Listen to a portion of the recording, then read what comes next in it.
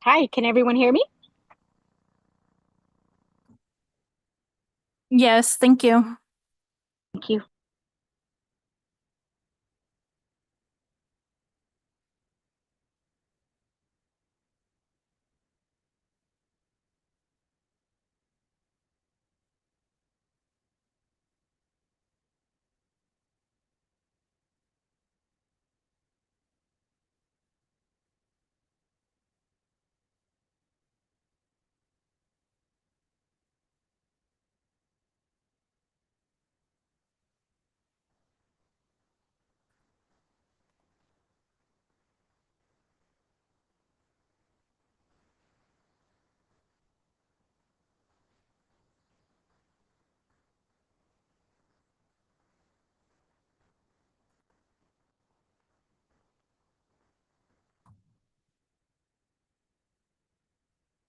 Good evening. The time is 5:15, and I welcome you all to our April 22nd board meeting.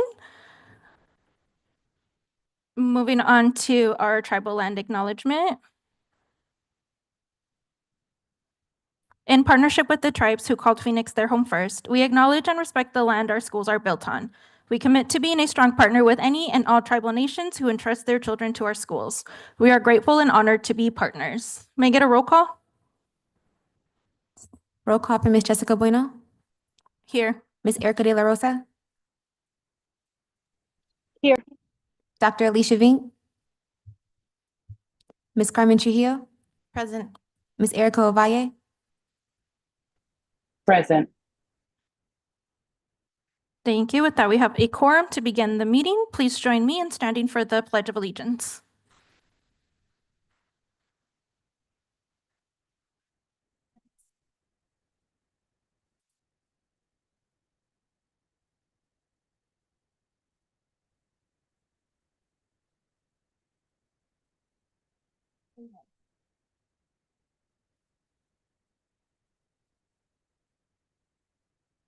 Thank you. Do I have a recommendation from administration about the agenda?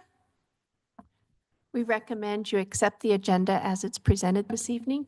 Thank you. I motion that we adopt the agenda as presented. This is Carmen Trujillo. I'll second the motion.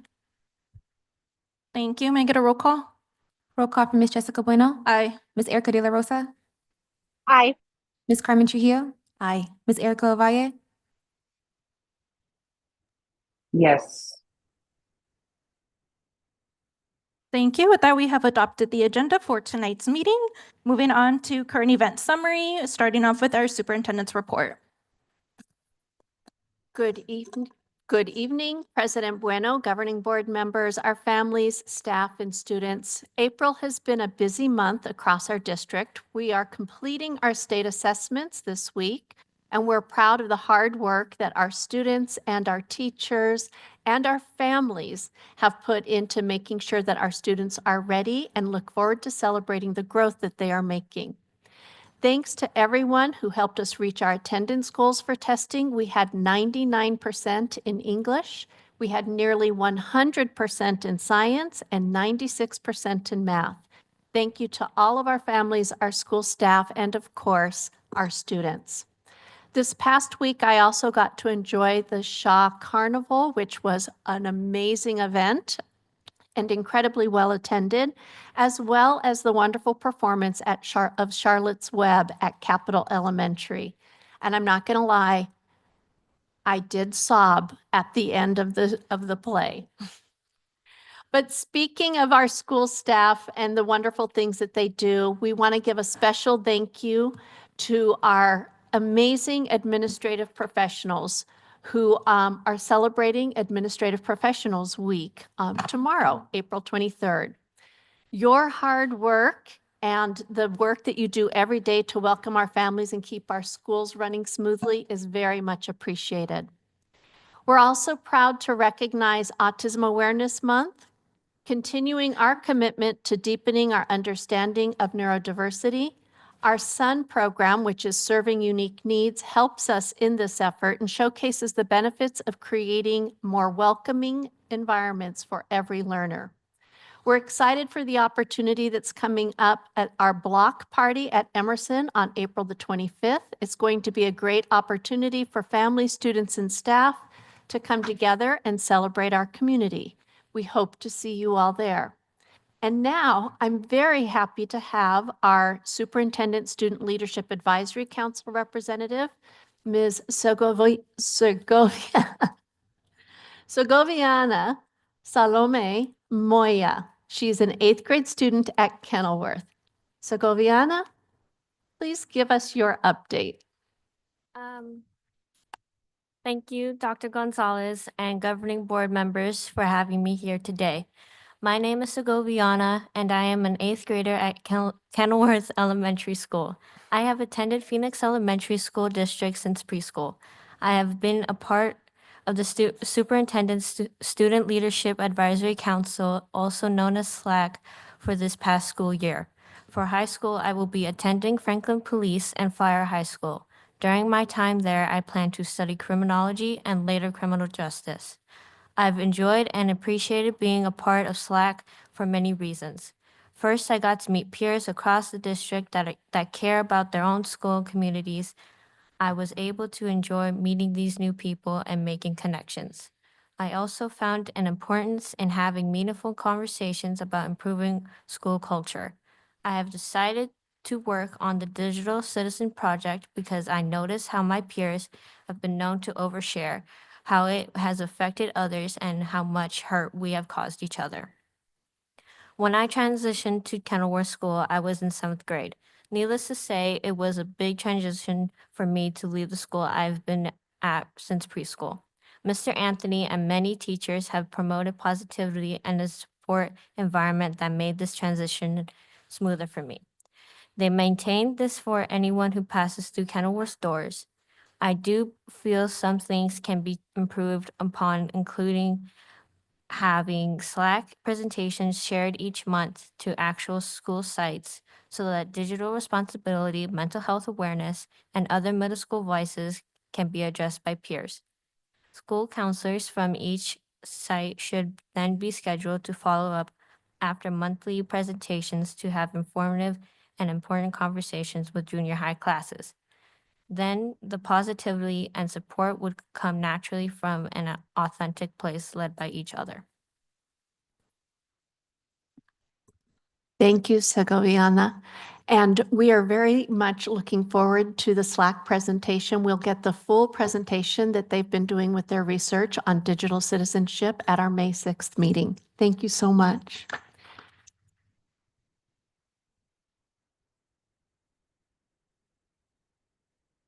And that concludes the superintendent comments. Thank you. Thank you so much, and congratulations for public speaking. I know how hard it can be, and you did wonderful. So thank you so much for being here and being a leader at Kenilworth. Next, I'll move on to board members' reports. Do we have any board member reports? Madam Chair, may I have time to share mine? Thank you. I just have a few. I wanted to echo Dr. Gonzalez's sentiments about Autism Awareness Month. Give a shout out to all of the award recipients that we got to celebrate earlier today, especially all of our art awards pieces. And say thank you to all of our librarians or media clerks. We had National Librarian Celebration Day earlier this month as well. So I appreciate the staff and all you guys do, and just celebrating this work today always just gives me just such a genuine reminder about the work that we're here to do is completely focused on our students. And I'm just so grateful to be here. That's all I have. Thank you. Thank you, Vice President Trujillo. Do we have any online?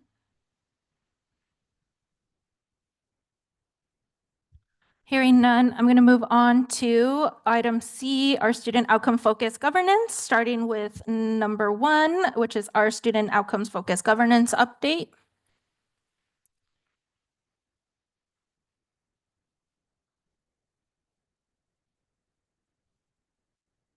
Can I get the presentation up?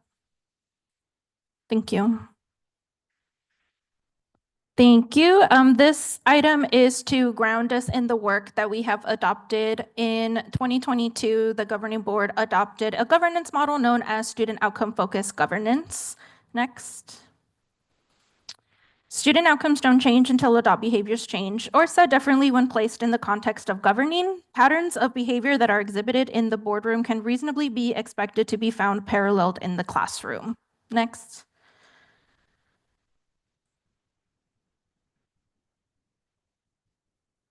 The intention of the student outcome focused governance framework is to translate existing research and the collective experience of dozens of board members and superintendents into a set of tools that boards can use to identify what's working and what's not working, as well as to track progress along their journey towards improving student outcomes. I'm sorry, can you go back? Thank you. The framework is built around 6 research-informed competencies that describe school board behaviors and to the degree which they create the conditions for improving in student outcomes. Number 1 is the vision and goals. This is the responsibility of the board to carry out the vision of the community. School systems exist for one reason, and that is to improve student outcomes. Number 2, we have values and guardrails. In governing, board members represent the vision and values of the community, and they rely on the superintendent to determine how to accomplish the vision while honoring the values. Number 3, we have monitoring and accountability. Boards may adopt goals, but the effective use of time monitoring the goals are a skill that the board needs to develop in order to hold the educational system accountable.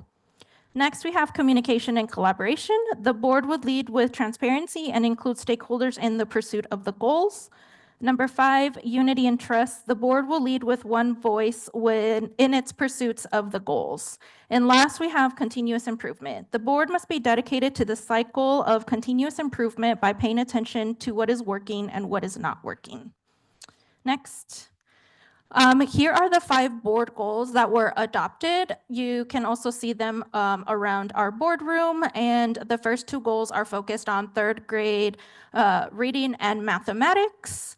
Our 3rd goal is around our English language learners, and our last 2 goals, 4 and 5, are focused on our middle school years mathematics and literacy.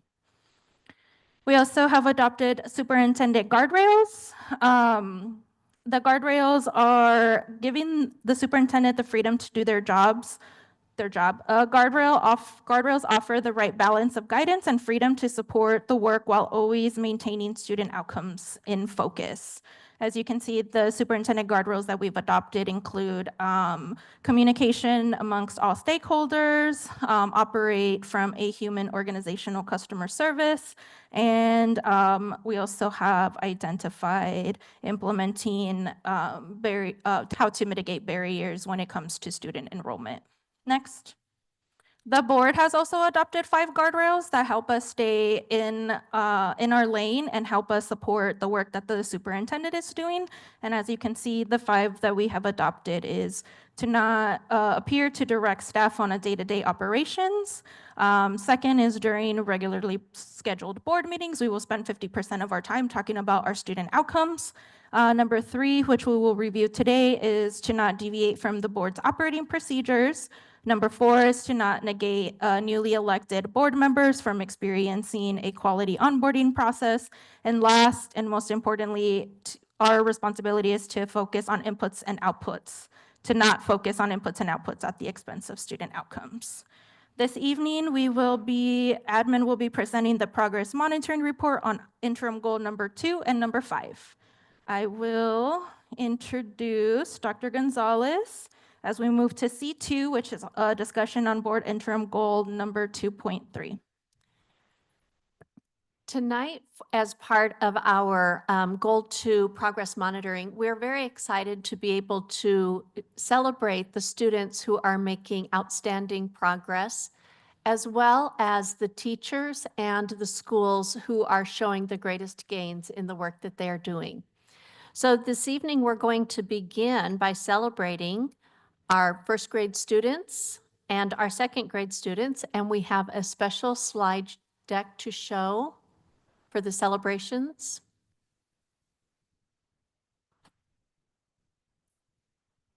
And while we're doing that, we're going to ask the students to come up with their families, and we'll take pictures of them in front of our board. And there we go. Here's our presentation.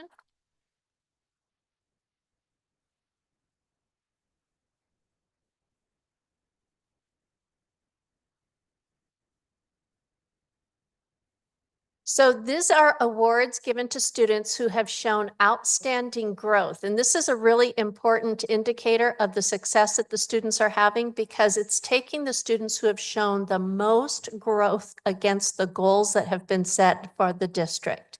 And so in first grade from Garfield Elementary School, Alessandro Bustamante Garcia.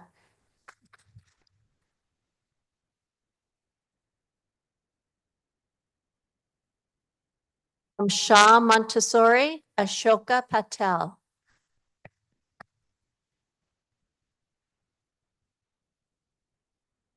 And does the family want to come and get a photo also?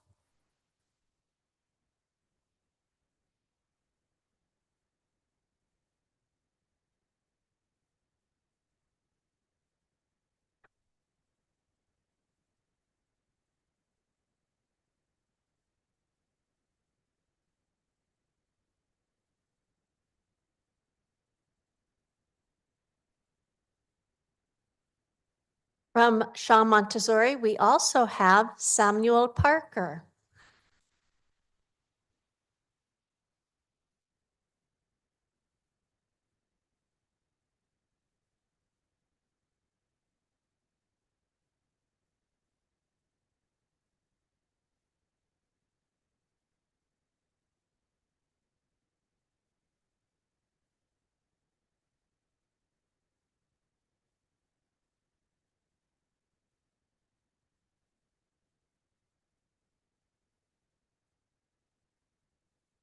In second grade, we have Abel Agallo from Herrera Elementary School.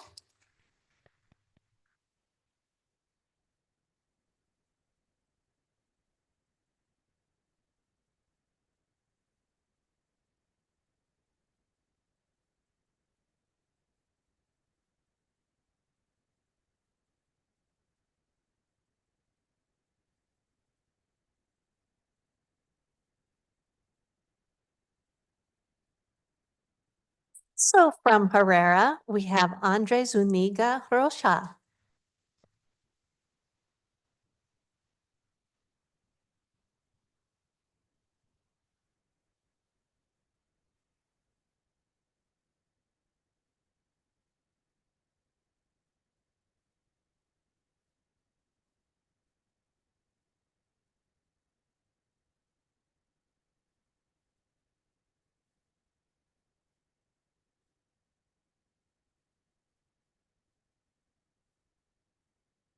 We also have outstanding growth in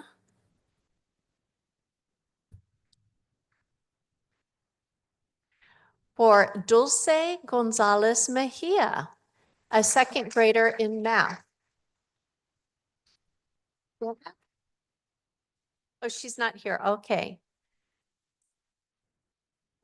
And Liam Neal, outstanding growth in math in grade 5. And in grade 5, we have, now this is a new name for me, Fernando Ceja Correa from Magnet Traditional.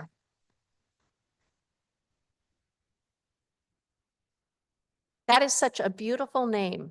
Okay, Hendrix Barnes from Shaw Montessori.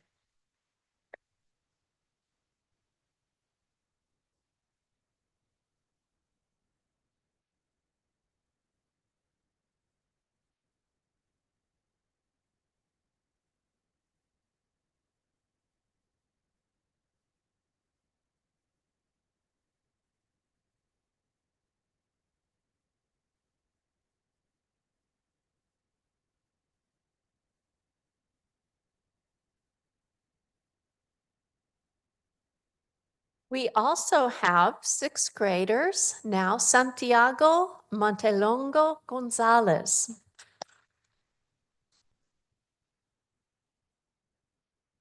Santiago is also from Magnet. And again from Magnet, Emily Valencia.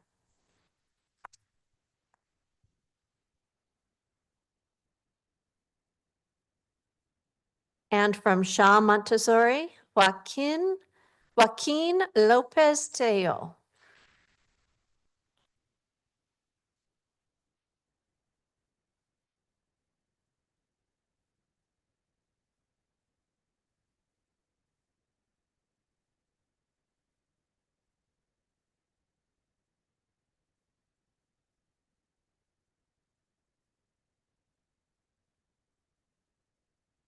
And we know that great students come from great teachers. So we're here to recognize our first grade teachers.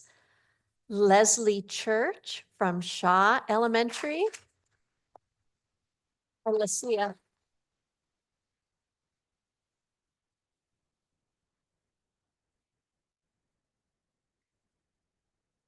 Lesla.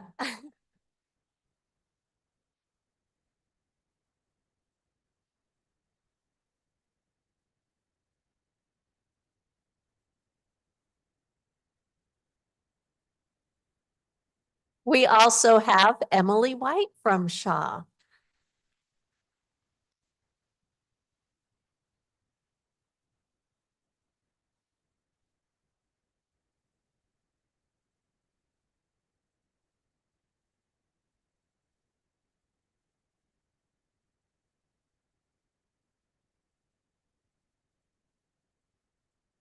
It is a clean sweep for first grade growth. Caroline Campbell, also at Shaw.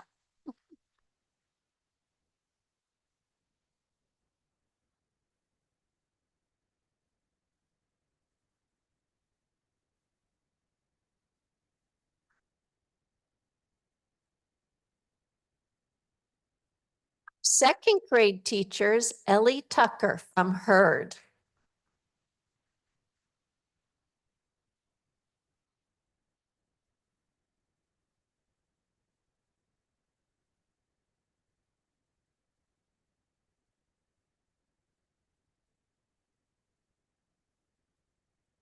And Emily Mason from Dunbar.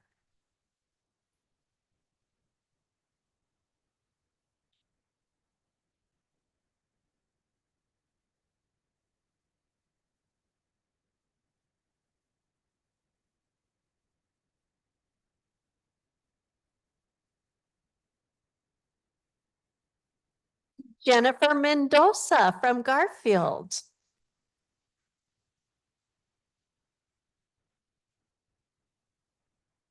What's remarkable is how many of these first and second grade teachers are both successful in math and in reading.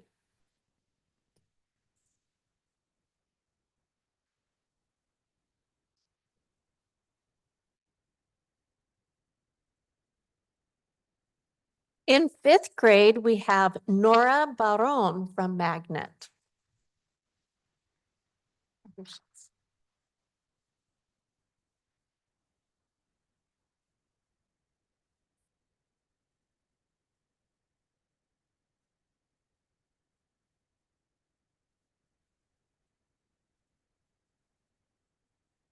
In Capital, we have Mercedes Lowe.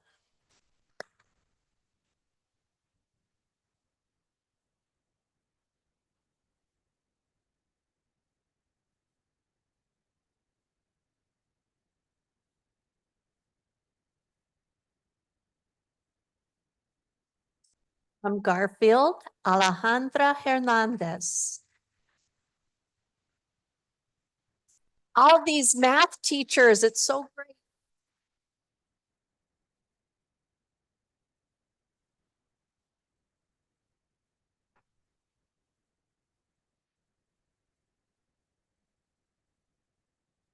And in grade 6, Zulema Barragan from Magnet.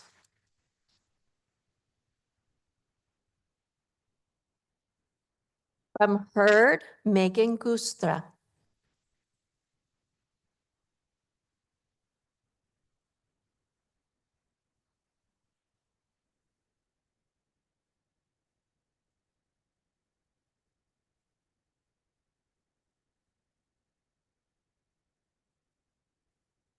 And from Shaw,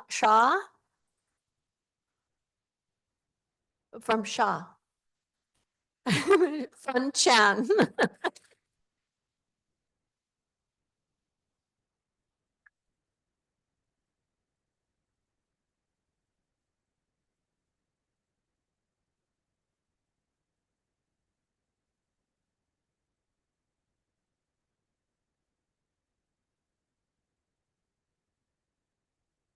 And now the principals who are showing the overall growth at their schools. Dr. Alicia Clinic in early math.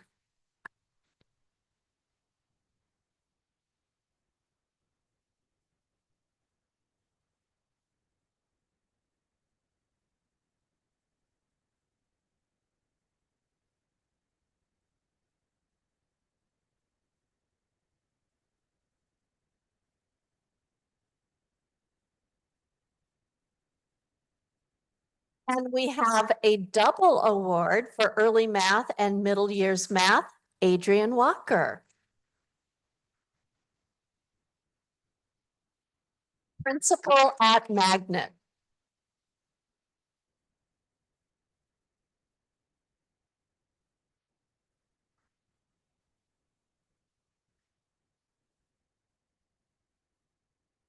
And to Mr. Lodato from Emerson, early math and early math and middle years math.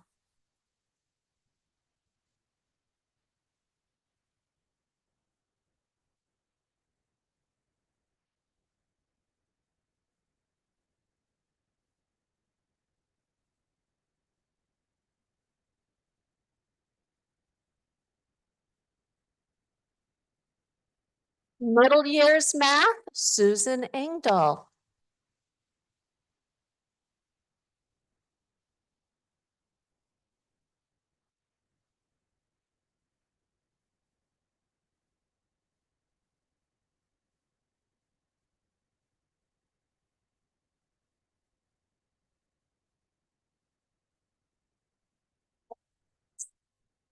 Garfield, Mr. Jonathan Aviles for middle years math.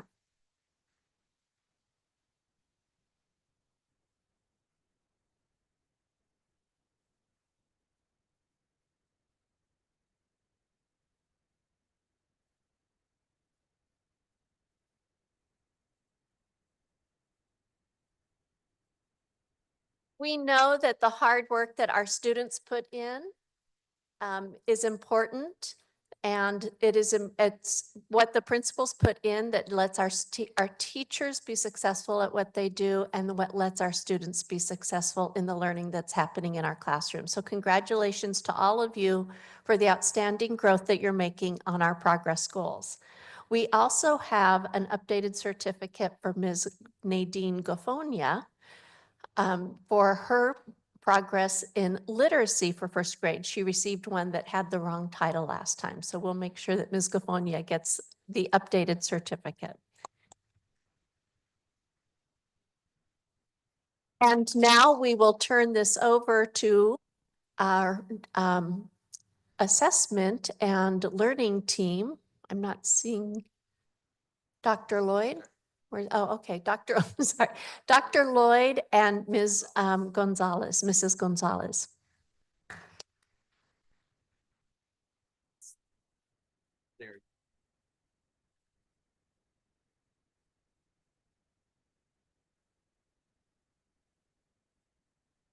All right, well, we'll give a minute for people to leave that need to.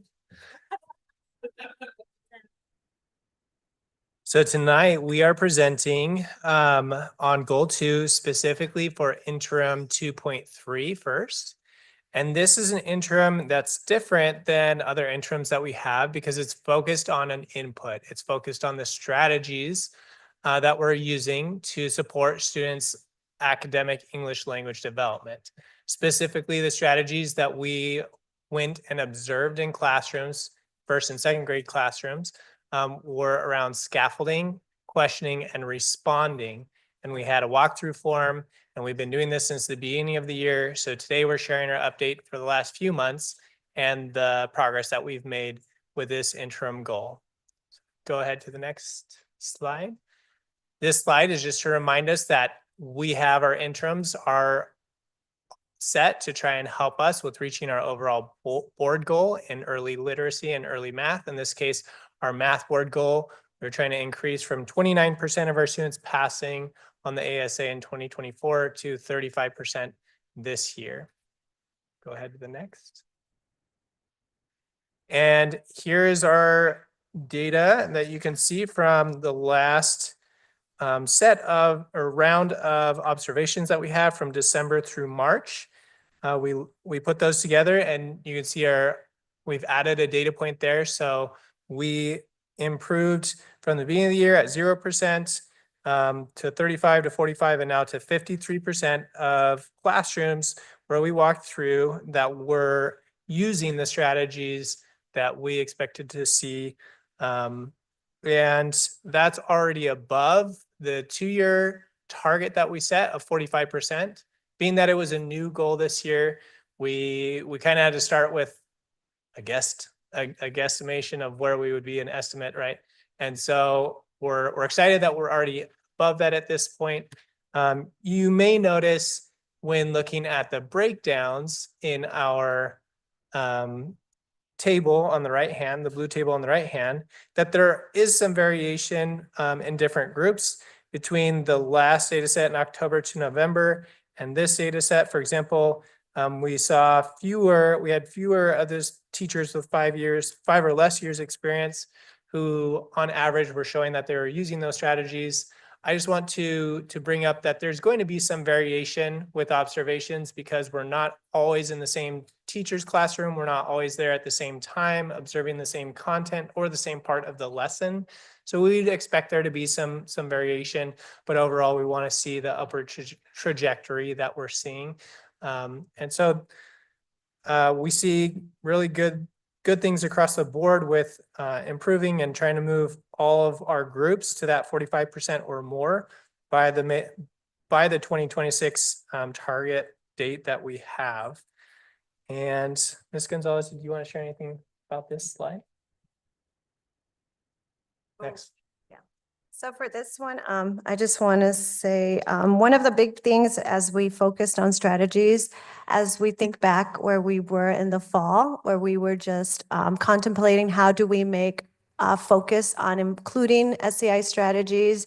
I'm thankful that we decided to go with the route of really getting into having a strong framework that's research-based and proven effective with past research. So going into the SIOP model and really jumping into offering that training to our leadership teams and our coaches so they're aware of those foundational strategies, and then following up with a walkthrough that really focused on some of those elements we wanted to see growth in, really brought awareness to those strategies. And I am excited to see where we continue as we touch on more components.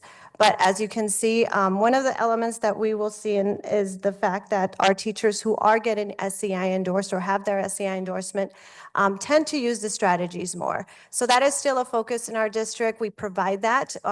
We are in our spring semester. In fact, tomorrow, our SEI teachers will take day 1 in person that is very SIOP focused, and they'll be joining our special area teachers that are also going to be getting that training.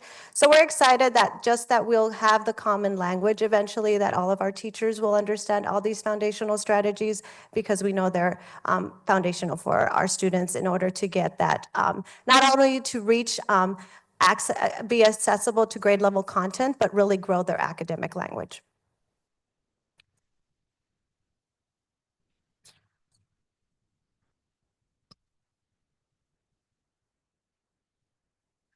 All right, so some of the things that, as we say, this is kind of getting us going, but we know that we want to bring in more training that is not just here implement a strategy, but how do we implement those strategies effectively? And how do we monitor them and how do we have measurable results? One of the pieces that we're moving into is bringing in Dr. Kate Kinsella. We'll be working with our EL interventionists and our coaches to really solidify those routines that are essential for our students. When they have that repetition and when they have that exposure and opportunities to use that vocabulary, we know that the research says that our students, especially EL students, don't have those opportunities to engage in vocabulary, making sure that not only are we being focused on what vocabulary is important for them to grow in, but that they're practicing and really cementing it throughout the content area. So we're excited for that upcoming. We're also excited for ensuring that we continue to grow our SIOP practices. And we've already developed mini PDs that have been rolled out at some of our sites, moving on to ensuring that that is shared with all of our schools, but also developing more of those mini SIOPs so that our teachers we know that some of our teachers already know these strategies, but getting those refreshers, but also making sure that our incoming teachers are aware of them and not making assumptions that they may know about those strategies. So those are some of the pieces. We know that our big focus as we move into, are we in math? Are we moving it? Yeah. So for math, we just met with the committee that is looking into our next adoption for the math program, which is a process because we want them to be well versed in what they're looking for. So we did a presentation with them of just looking at the framework of SIOP and what are those components that are important to keep in mind as we look at different programs, because we want to make sure that those are offered, and if a perfect program is not going to have all those components, what do we need to work on to ensure that we provide those supports for our teachers? All right. One last note, Randy, if you could pull up real quick the second last slide, not the thank you slide, but the one before it. So I just want to note that you'll notice the percentages in the columns aren't changing a ton, but what we know, and that's because with these columns, we're just saying, are we seeing that strategy being used? The reason why our trajectory is going up is because it's being used more consistently by the same teachers, right? And so that's why we have an overall average is increasing when we say we have teachers using SEI strategies, is because the consistency for the teachers that are using them, it's growing. So that's why you may think, well, those don't look that much different than before, but it's the consistency across strategies for certain teachers that is improving, and that's a good trend that we want to continue. So that's all we have for interim goal 2.3 in our report for goal 2 today. So before we move on to goal number 5, are there any questions from our board? I do have one that I wanted to ask. Ms. Gonzalez, do you know which sites were prioritized for the SIOP training? We didn't prioritize certain sites. When we did our rollout in the fall, we offered it to all our principals, our IISs, our master teachers, and our EL interventionists, with the hopes that they would go out to their schools and have mini trainings about those strategies. We know that one of our pieces to still go is ensure that all of our teachers get SIOP trained, and that's something that's coming in hopefully in the summer to fall. Because as we go into our teachers that are going through the SCI endorsement class, we hear, oh, I've never heard of SIOP. And it's perfectly well, because this is more of something that came out in the late 90s into the early 2000s, but it's been what many still go back for, because whatever strategy, it'll fit into the framework of SIOP. So it's just getting to know that those are the components that are essential for our ELs. But as we move into fall and to summer and fall, incorporating more of those trainings. And some of the pieces, even when we approach Dr. Kate Kinsella, is ensuring that those strategies are embedded, because that's the framework we want to follow. So even when they speak to those strategies that they will be implementing, how do they align to SIOP? Thank you. Madam Chair, if I might ask one question. Well, maybe 2 actually. May I ask again, just to clarify what SIOP is again. Yes, I forgot, sorry. So this is, SIOP is a sheltered instruction observation protocol. It was developed back in the late 90s, 2000s, when there was a need for how do we address our English learners, and what strategies are best to make it accessible for them. So it's based on 8 components, 30 features, and it really is what any good instructional practice, a lesson would have. So it isn't just a benefit for English learners, it's a benefit for all of our students. Thank you. I just wanted to ask that just for the audience, everybody participating, because if I forget it sometimes or putting it need together, that. someone else Yeah. might. Thank you very much for the clarification. To page number 1, I would like to understand if it looks like we hit our target. And I'm wondering if that was the 35% or the 37 to say out loud if we are on track or not. I'm curious. 'Cause I think So we are you looking at the interim goal 2.3? Page 1 of the actual, Page 1. So we don't have the results yet for this year for 2025. That's our target still is the 35%. got it. So we will receive those data on May 15th and Okay. we'll be able to report those for math, we'll be reporting in July. Got it. Okay, thanks for the extra clarification. I'm sorry, can you pull that slide up again? I think the question was around if you see on the table, the far right side, the yellow 2025 target is 37%. And then the line graph shows us 35. So Oh, gotcha. Yeah, there's a discrepancy there. I'll have to look into that. okay, thank you. So, thank you very much for the presentation and the information. It's always so exciting, and I'm sorry if I was jumping ahead to try and get a little more excited. But again, thanks for clarifying what's working, what this looks like going forward. Because in my head, I was thinking if we were hitting our targets and things like that, this is a 2-year interim goal, so we'll be still monitoring this one. We're not changing anything. It'll still be monitored over the next year. Perfect. Just wanted to clarify. Thank you very much for your help, everyone. Any other questions?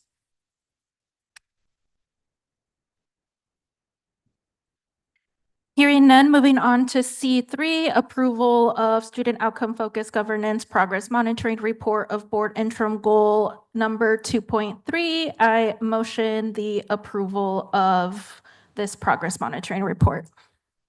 This is Carmen Trujillo. I'll second the motion. Vote count for Ms. Jessica Bueno, Aye. Ms. Erica De La Rosa, Aye.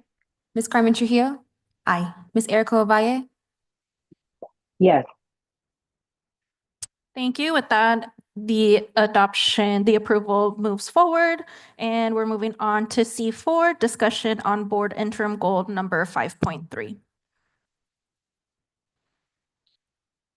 So looking at interim goal 5.3, we begin by looking at the progress monitoring for goal 5. So just to go back to that level set so that there isn't confusion again, we set annual targets so that by 2025, we want to be at 22%. Currently, we are at 16% based on our progress on the AASA. That's the goal that we're working toward. To be able to address that goal, we set interim goals to monitor how we make progress so that it becomes predictive of us being able to hit that goal. So if we look at page 2 or slide 2, now we'll be able to take a look at that. And again, I'll invite Dr. Lloyd and Mrs. Gonzalez up to talk more about this work. Thank you. So if you go to the next slide, please, Randy, you can see that our trajectory has been has been pretty equal We've gone up 15% at each interval of observations. So we currently have 45% of our teachers that on average are using the SIAP strategies that we observed. And one note in looking at our table on the right-hand side is that for two of the rounds of observations, we have had teachers with that SEI endorsement, as Ms. Gonzalez pointed out, with the highest, having the highest percent of out of all the different groups using consistently those strategies. So that's what she alluded to earlier, was that consistency and the importance of that training and implementation of that training to support the English language development of our students. I'll turn it over to her again to speak a little bit more about this goal. And really quickly, while she's coming up, I do want to address that Mrs. Gonzalez designed an online course for our teachers to be able to take to understand the SEI strategies. And it's something that was supported by and endorsed by the ADE, so that our training from our district helps the teachers to earn their SEI certificates. Yeah. It is very neat that our teachers get to do their work through us, because we get to kind of structure it to what we know our students need versus them going out and getting it from a different program that may not understand the needs of our students. One of the joys that we've had is that we've also been able to develop it, even though it started as a full online. We've seen the need of doing more in person, because when we reached out to our participants, they really wanted that coaching feedback. As we are moving into hiring for teachers for EL summer school, one of the biggest things they ask us is, we want to get that opportunity to put into practice the strategies that we're learning. So it's kind of twofold. We're going to get to impact students, but we're also putting some of those strategies for them to get to really in a smaller setting practice and then take them back into their classroom. So it is a lot about understanding what strategies are best for our students. And the three things that I know we're going to get to that we looked at this year was the scaffolding, questioning and interaction and discussion. Scaffolding is such a big one, because if we don't make it accessible to our students, whether through visuals, whether to breaking it down and chunking it, we lose our students. So we have to really think about how are we ensuring that we're adapting our lessons to include all of our students. So that's what really, those strategies really stretch us to do. Questioning and interaction and discussion, we know that how important it is for us to move into not just utilizing questions that may be in a program, but how do we scaffold those questions to be more appropriate for where our students' levels are. Interaction and discussion, that is one that we continue to say, where are the opportunities for students to talk? Where are the opportunities for students to explain themselves? Because the more practices they get, the more comfortable they feel with the language. But as they leave us, we want to make sure that they have those strong communication skills. So we should be giving them those opportunities as well. I think I jumped. Oh, that's good. I think we're good. Yeah. I don't really have anything to add for this slide. So if you have any questions at this point, or Dr. Elshire, did you want? I just wanted to add, in regards to correlations as well, one of the other important pieces that we've now begun doing is Ms. Gonzalez and Mrs. Ari have been doing these sort of mini PD courses. So following a couple of weeks, we are releasing these mini PD courses that our principals can then just simply show at their professional development. And we saw a real strong correlation between the principals that were showing those at a consistent basis and those continuing practices being reinforced. So while we definitely value the role that the CNI courses play and are incredibly fortunate as a district to have someone who can really provide that to our teachers who know our community, it really is also about going back to, providing that just-in-time PD for all of our staff, because we know that these are very, very powerful strategies, whether you're SEI endorsed or not. I think of Ms. Ovalle, who always likes to identify the subgroups that we continue to struggle in, right? And these subgroups that we continue to struggle in are our emerging bilingual, our English language learners, and our students that are exceptional needs. These strategies, as we kind of line them out here, these are best instructional practices for all of our students. All of our students in some way capable or some way, shape, or form learning the English language. And so I just want to give credit where credit's due to our entire CNI department and our language acquisition department that really saw the need for us to have a common tier 1 vocabulary strategies and utility in what we're doing, and have been just huge advocates for this. They've been doing incredible work.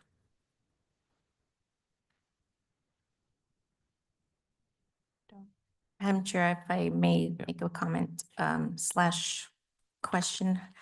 Thank you for the extra clarification, Dr. Ailshire. That's exactly where my head was going. You touched on it, Ms. Gonzalez, how the impact of what we're doing is kind of bleeding out and serving all of our students. And that was going to be my only ask, was what other things are you noticing, or maybe like more on a micro level, if there's anything you guys wanted to share to kind of help just share the vision with the community, so that way I feel like I get all my questions answered. So I just thought it would be nice to ask if there's anything further that you guys are noticing about this actual data for this guardrail.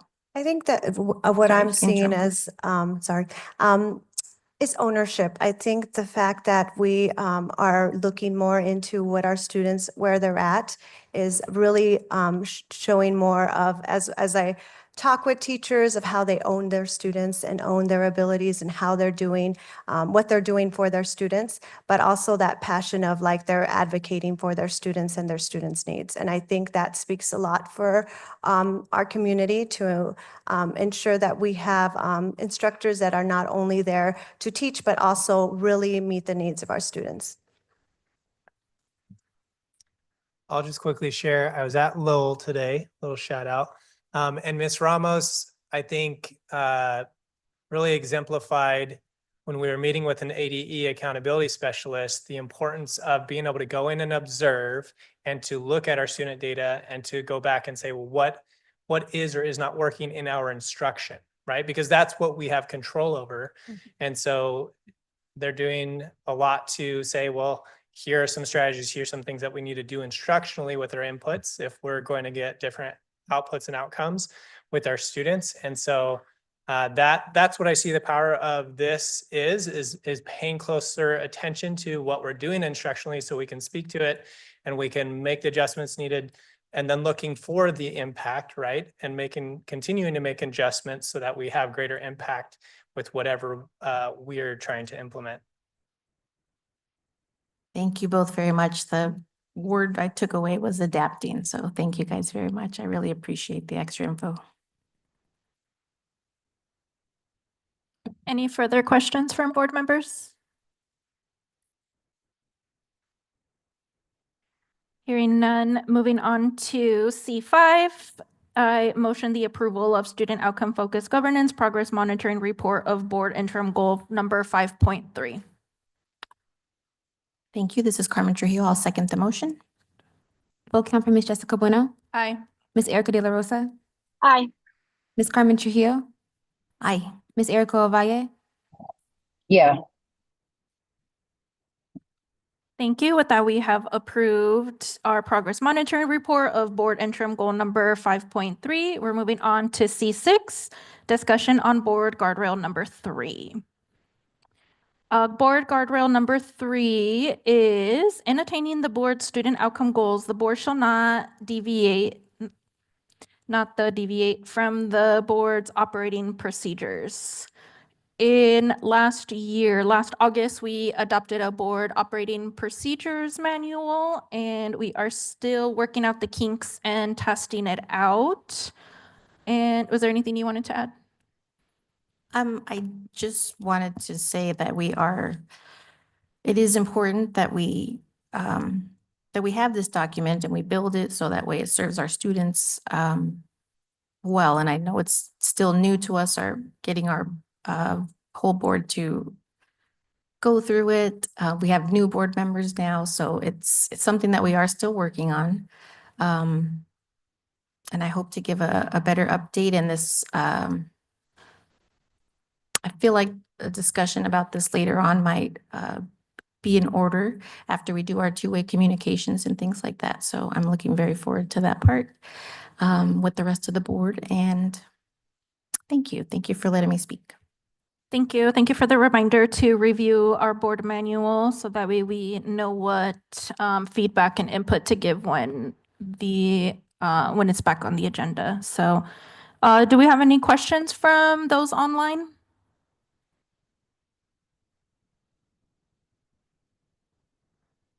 Thank you. Hearing none, we're going to move on to community communications. This is agenda item D1, community communications. This is the time for the public to comment. Members of the board may not discuss items that are not specifically on the agenda. Therefore, pursuant to ARS 38-431.01G, actions taken as a result of public comment will be limited to directing staff to study the matter, responding to criticism, or rescheduling the matter for further consideration and discussion at a later date. We have 5 online and 5 in person, so that's 10. Each speaker will have 3 minutes, and we will start with online. Our first online comment is from Daniel Polly. My name is Daniel Polly, and I have a child attending school in the Phoenix Elementary School District. It is totally inappropriate behavior for a person in Jessica Bueno's position as an elementary school board president to support a man accused and convicted of a sex crime against a child in any way when her duty is to protect the children in our district. Jessica Bueno doesn't have a child attending in the district. She has no skin in the game. Look at Hurd and Dunbar. She manipulated the situation with the closure of those schools so more of our tax dollars can be used in her neighborhood for her downtown revitalization projects. Now, some of those kids have to travel 3 miles to her area instead of a school near their homes, putting a burden on those kids and families. It doesn't matter to Jessica Bueno whether the children she serves are harmed or not. I have a child in this district. These schools matter to people with children. We have skin in the game. Jessica Bueno no longer deserves the position we elected her to, and if she doesn't resign, we will recall her. Our next comment is from Christine Drexel. My name is Christine Drexel, and my daughter attends Whittier Elementary in the 7th grade. This year has been particularly rough on Lillian as she struggles to navigate mental health concerns, which have been largely exacerbated by her experiences with fellow students as well as the staff at Whittier. This week, I have hit a final straw with a particular teacher, employee A, who has been nothing shy of abusive toward my daughter all year. This abuse originated earlier in the year as mild, condescending remarks and subtle digs at her self-esteem, yet quickly grew into directly disparaging comments and repeat violations of her 504 plan, which is against the law. By the end of the first semester, employee A had escalated his abuse to violently yelling in the classroom on a nearly daily basis, locking Lillian out of the classroom on multiple occasions, forcibly removing the classroom phone from my child's hands as she attempted to call me for help, and intentionally addressing Lillian by condescending pet names after being repeatedly asked not to by myself and Whittier administration. I have been in contact with employee B on a near weekly basis regarding my concerns over employee A, as well as separate events of verbal bullying from fellow students and one physical assault on my daughter from a fellow student in which a police report was filed. Employee B has allowed me to voice my concerns, yet has offered 0 solutions. When my daughter was physically assaulted in class by another student, a third-party student was able to provide video evidence of the attack, which he provided to both police and Whittier administration. Upon viewing the video, Employee B's initial response was to ask which student recorded the incident, as use of cell phones is not permitted on school grounds. I requested that my daughter be removed from Employee A's class on multiple occasions, and while administration has proposed the option of transferring Lillian from her current pod to another, I am uncomfortable with removing her from her established relationships with other teachers she considers as providing a safe space. Her doctors and I agree that stability and routine are crucial to her recovery process, and a sudden drastic change of that nature could be detrimental to her progress. At the end of the 3rd quarter, Employee B sent home a makeup packet that was intended to ensure my daughter would pass this class. Despite the perfect grade she received on the packet, when we received her report card, we discovered that she is failing the class without possibility of recovering. We again requested that she be removed from Employee A's classroom as the failing grade indicated that her attendance no longer served a purpose. This request has fallen on deaf ears. This week, my daughter was once again verbally assaulted by Employee A, who now has escalated into cursing, name-calling, and personal attacks, such as telling her that he hates her and that she wasn't raised right. However, the tipping point is as his inclusion of threats of physical violence, such as wanting to punch her in the face and directly telling my child to catch him outside and that he would be waiting by the gate after school. This all occurred during class and in front of a full room of students. This is not okay. I'll be reaching out to our lawyer to inquire about whether a restraining order against employee A on behalf of my child would be a viable option as the school consistently refuses to handle the situation. While we do not plan to return to Whittier next school year, it is essential for Our next comment is from Angelica Luna.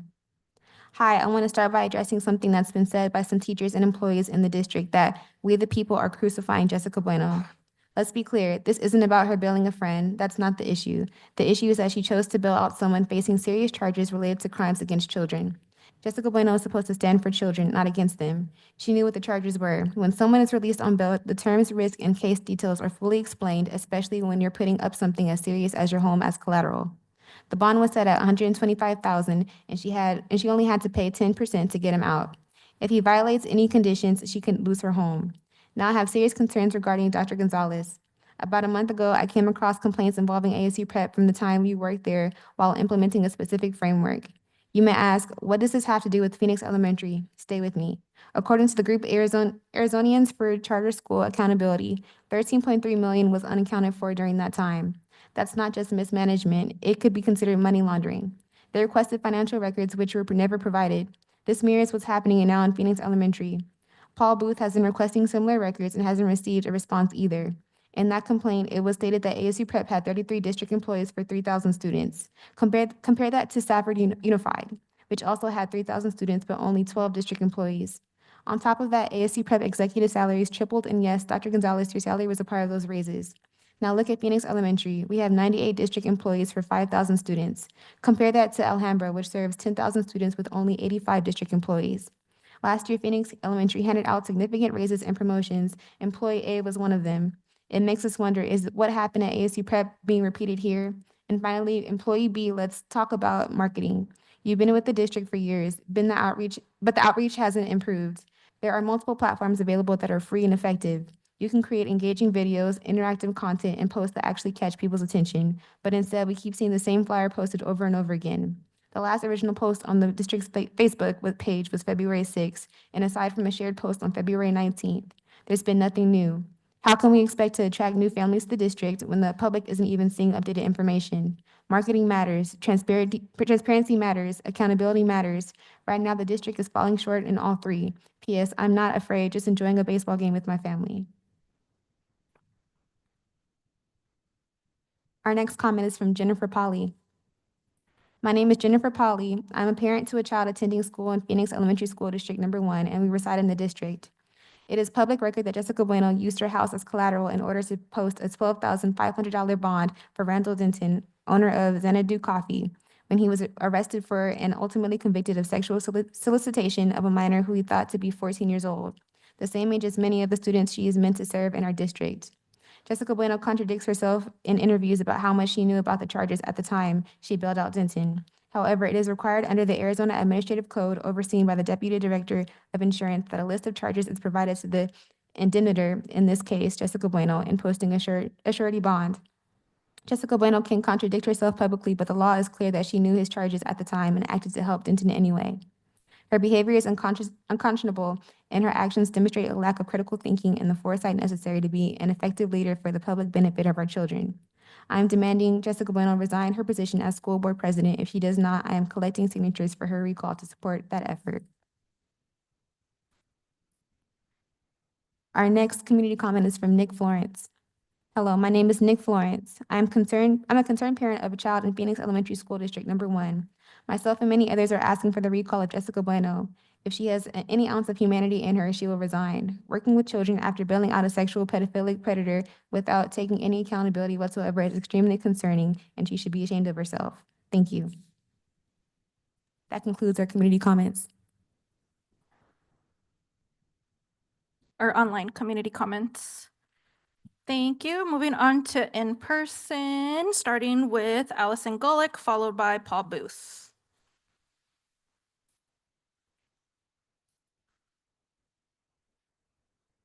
My name is Allison Gullick, and I'm the mother of a child in the district, and our second child will be starting next year.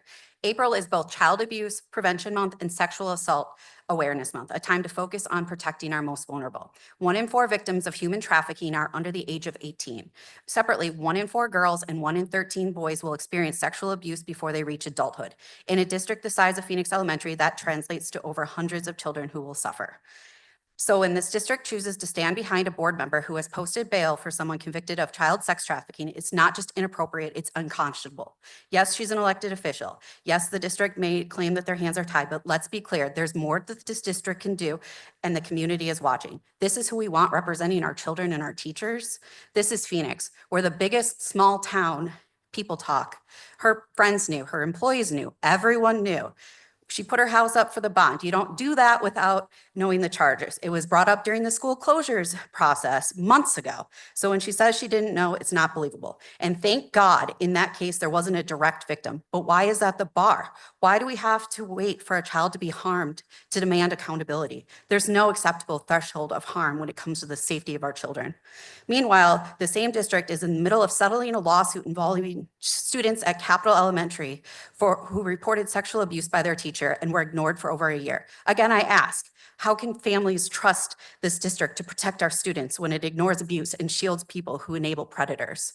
You may be hoping that this controversy fades quietly, but it won't. In 2004, when I was 17 years old, I approached a state legislator in Wisconsin because my school couldn't legally protect me from my perpetrator, a convicted sex offender who was a student at my school. That conversation helped change state law and contributed to the passage of the Adam Walsh Child Protection and Safety Act in 2006. You know those little sex offender flyers you get in the mail? You're welcome. This isn't new to me, and I promise you, we will not stop advocating. I have 2 small children who will be in this district for the next decade. That's about 280 more school board meetings for me. If you think I'm going anywhere, you're definitely mistaken. We deserve transparency, our kids deserve protection, and we will not stop asking questions until we get both. Stop trying to intimidate teachers and parents who are brave enough to speak out. I am not afraid of this district, and I am not alone in that. Thank you.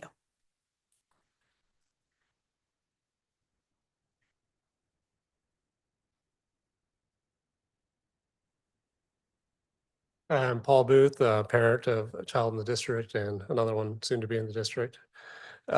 Student outcome focused government, it does not prioritize student safety, and that really needs to be the #1 priority.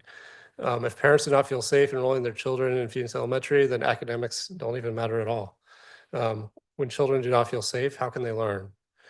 When the news broke a few weeks ago that our school district board president put their house up for collateral to bail out a friend from jail that had been charged with attempted sex trafficking of a minor, the president was quoted in the news as saying that their first reaction was that this was a setup. They also said that they believed that this person was a good person and had good character. Now there is regret, but the damage is done. The trust is gone. When our children, parents, and staff come to district with a safety concern, we need to know that this district and this board will believe them and take student safety seriously. The president should do the right thing and resign, but if not, the community will continue to go forward with recall efforts. I implore the district and board to enact stronger ethics policies going forward because what we have now is lacking. One other concern I learned, not related to all of this, but is that recently we learned that Magnet Traditional is no longer going to be offering preschool. Throughout the school closing process, we were told how important and vital preschool is, and that we can't afford to lose that. And now it's gone. And I feel like we were misled throughout the process. And now our side of the district is left basically with no Head Start, with herd closing, no nearby preschool. So it's really disappointing that the district continues to make large changes like this without any community input, which we've begged for. It's just really disappointing, and I do hope that the district takes a stronger stance going forward regarding the safety of our children, because people are concerned, and you can't just like kick it down the road and just hope it goes away. Because the enrollment numbers are going to drop, and we need to protect our children. We deserve better. It's a difficult job. I get it, being on the board. It's unpaid, it's volunteer work, but we have to have the best of the best. We can't have questions of safety at this point, on top of all of our other issues as a district we've been facing, closing schools, financial distress.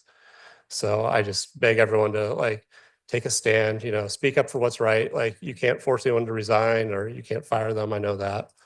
But I just think that we need to make some changes around here and going forward, work with the community and protect our children.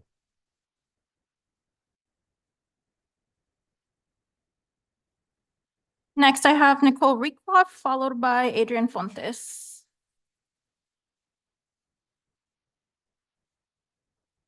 Parents, that's really inappropriate. Good evening and thank you. I reside in this district and I'm a parent of multiple children in this district.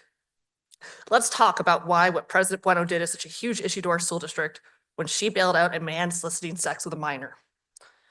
She bailed out this person so that Fatender continue to own and work at a business next door to ASU Prep that we are in a multi-million-dollar negotiation with. And while he was on bond that she paid for, awaiting his sentencing for soliciting sex with a minor, he paid $2 million for the 3 properties next door to ASU Prep that are currently owned by the district. That's currently owned by the district. From those who know, I've been a long-term advocate against this gift of public funds that we have been supplanting to ASU Prep for over a decade now. But let's be real, we cannot have this negotiation be ruined by one self-serving person. This is weakening our negotiations. Our district is in financial dire straits. I know that you know this. We cannot have this be a distraction to completing what we need to do to put our finances right. Jessica, resign. And let our district move on and with taking care of our students who are actually the people who matter in this room. Otherwise, I'm happy to continue on with the biggest events that's cheerleading all of the district's campuses and recalling you. It's going to be loud and it's going to be ugly. And it's going to wreck us even further in our district's good training that we are barely grasping at straws to hold on to. So put away your ego and walk away. You're absolutely an albatross around the neck of everyone.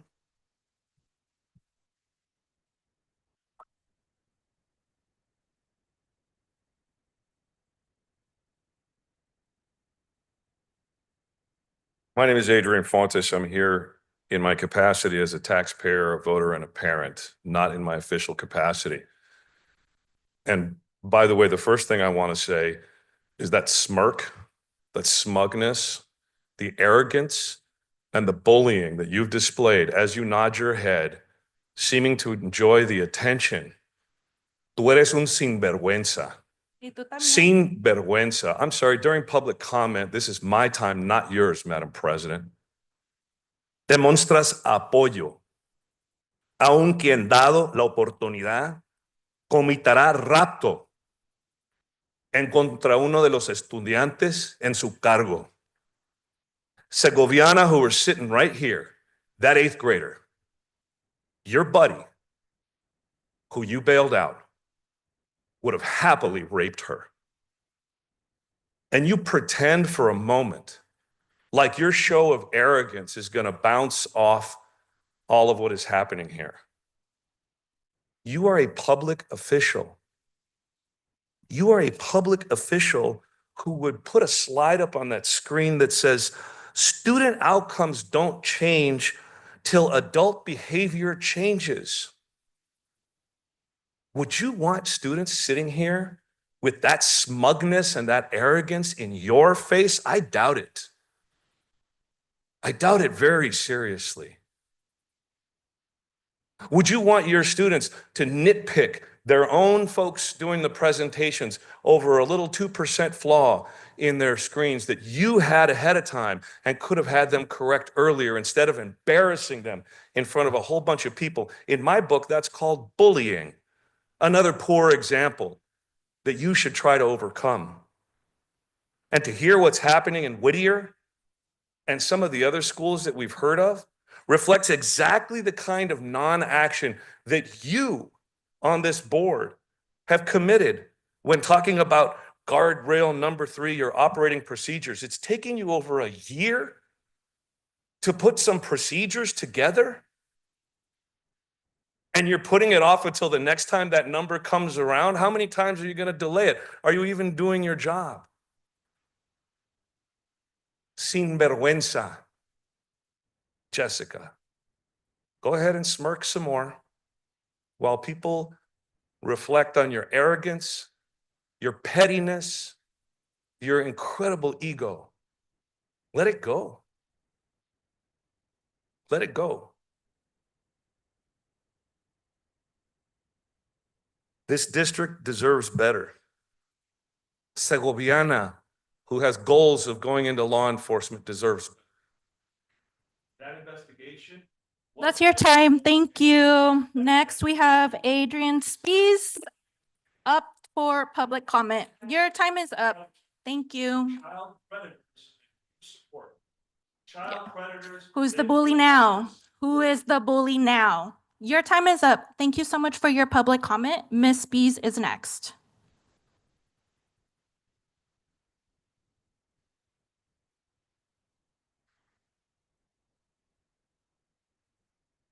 Good evening. Thanks for this time and thank you for listening to our comments.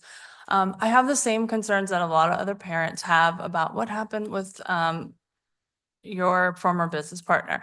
I understand that legally a person is allowed to bail out another person, but like other people have said, people in positions of public trust are often held to higher standards. And I think that I mean, I know that in the moment you probably wanted to help a friend, that's what you have said, but at no point really have I seen you say that you don't condone his actions or to distance yourself from what he's done. And so I've heard you say in interviews that, you know, you thought he was set up, and then your quote was, which essentially he was. And so that to me is the most bothersome part. I mean, there's lots of steps that have happened. There was the initial bailout, and then there was the after whatever happened in between, your involvement in the business, I don't know. But then there was your interview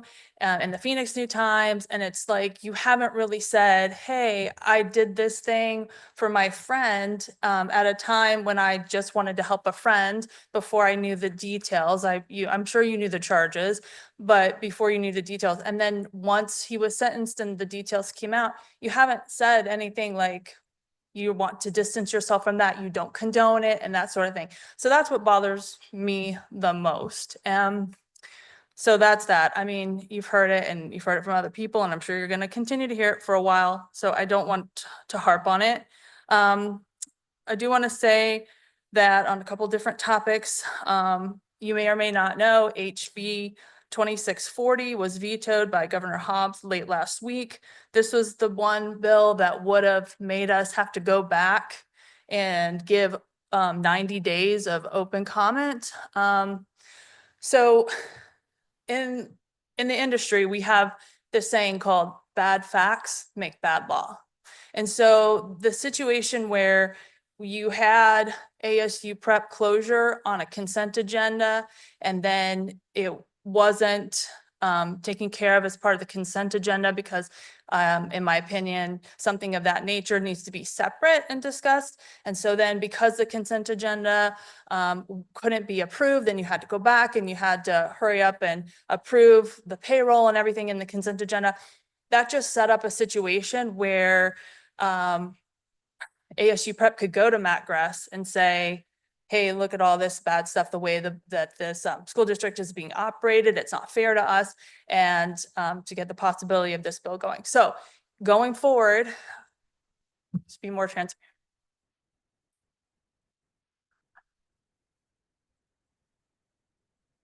Thank you. Moving on to consent agenda. I motion that we approve consent agenda. This is Carmen Trujillo. I second the motion. Vote count for Ms. Jessica Bueno, Aye. Ms. Erica De La Rosa, Aye. Ms. Carmen Trujillo, Aye. Ms. Erica Ovalle, Aye. Thank you. With that, our consent agenda passes, and we're moving on to action items. We have F1, receive and discuss policy JL, student wellness as a first reading. Thank you. I see. Can you put it on the screen? Do you have it? No? Okay, that's fine. There's a couple items that are striked. Are there any questions for administration from board members? This is a first read. Thank you.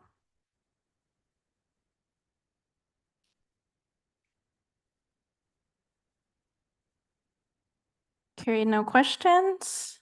Moving on to closing items. Do we have any board member request or future agenda items? Madam Chair, if I might share one. Go ahead.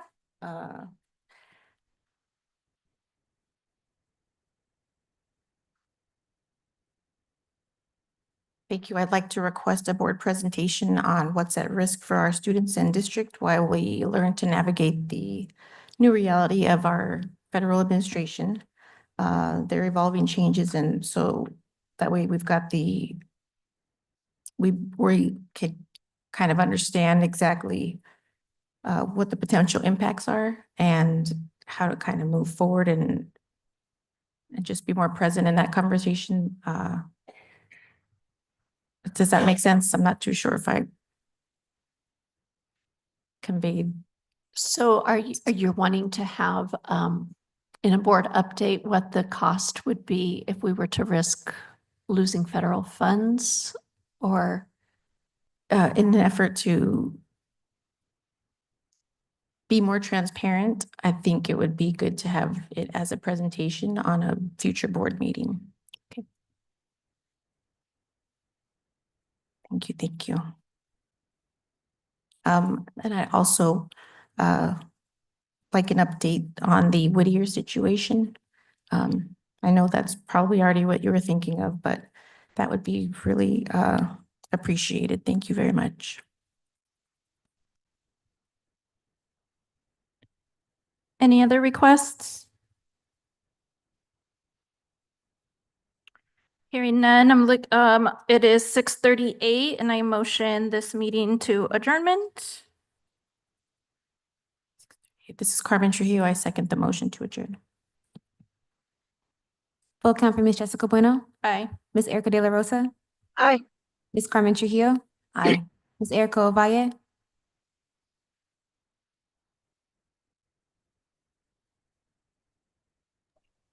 Aye, sorry.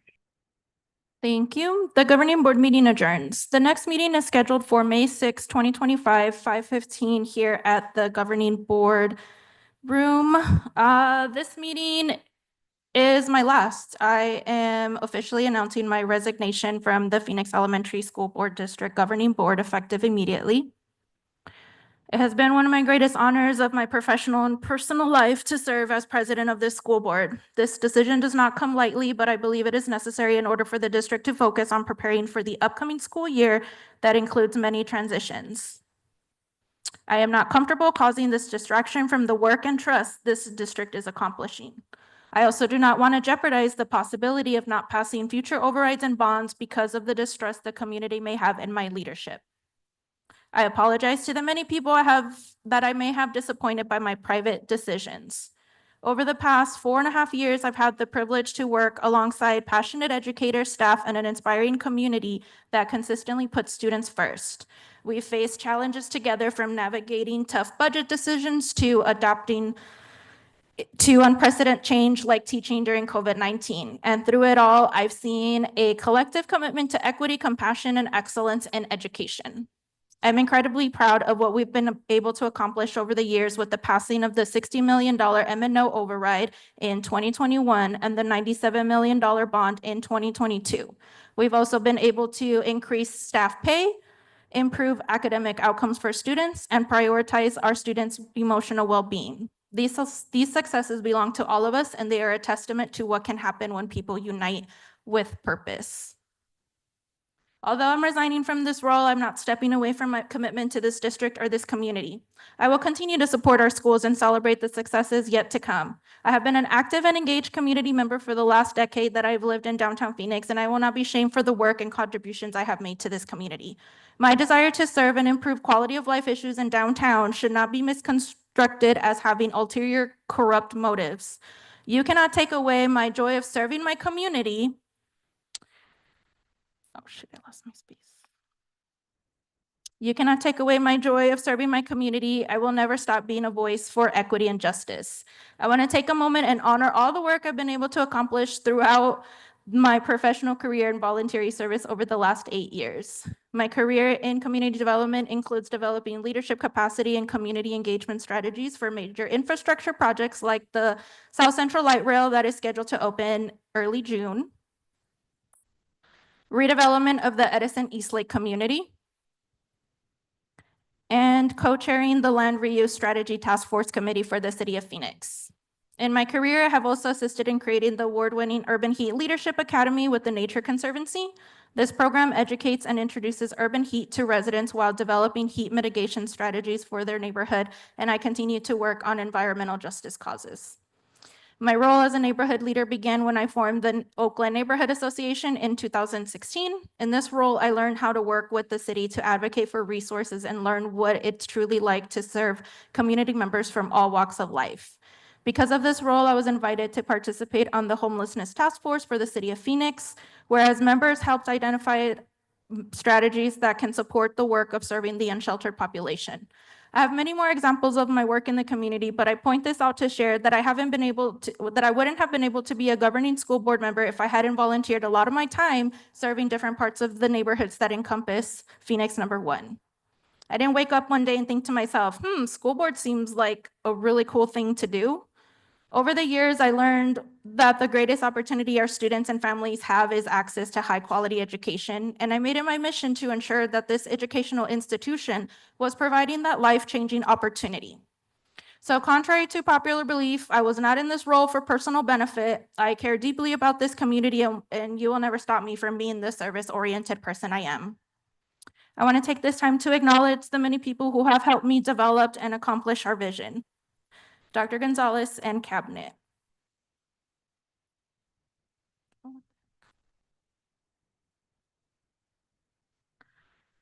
My third administration in 4.5 years. Third time is a charm. I'm so proud of the team we've been able to assemble over the years.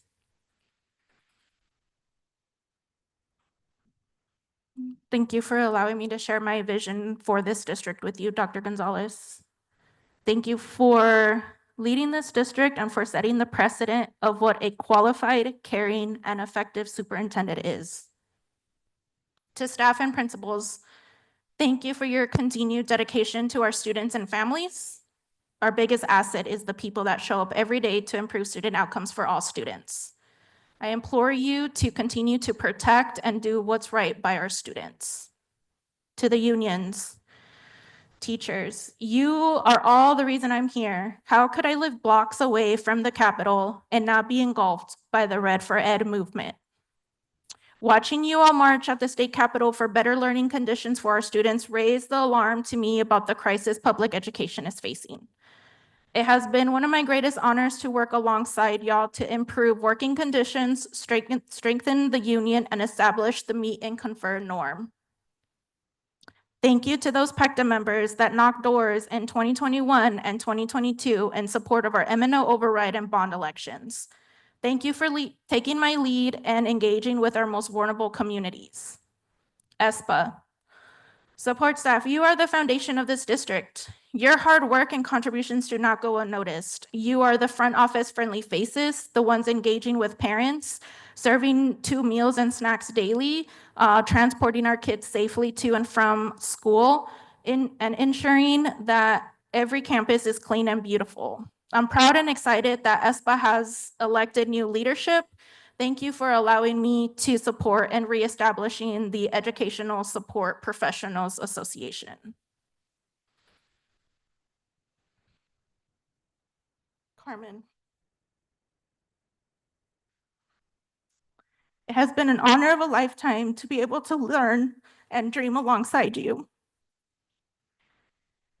Thank you for being my co-conspirator during this journey.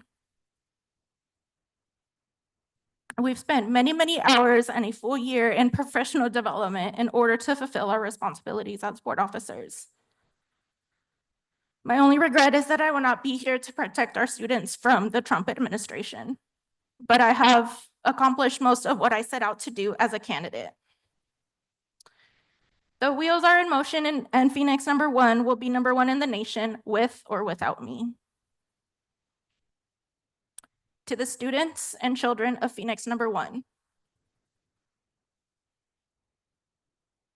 you are the heartbeat of this city, and you need to know that. Downtown would not be what it is without Phoenix #1, the oldest institution in the state of Arizona. Don't let them erase you and your culture. Your existence and identity are important. The time I was able to spend with our middle school students at any town in Slack, I learned so much from you, and I'm so proud of you for knowing exactly who you are. You will go on to achieve things for yourself, great things for yourself, your family, and your community. Thank you all for your trust, your support, and your partnership. It has been a true honor to serve. Please remember my parting words. Don't let the big kids get in the way of the little kids.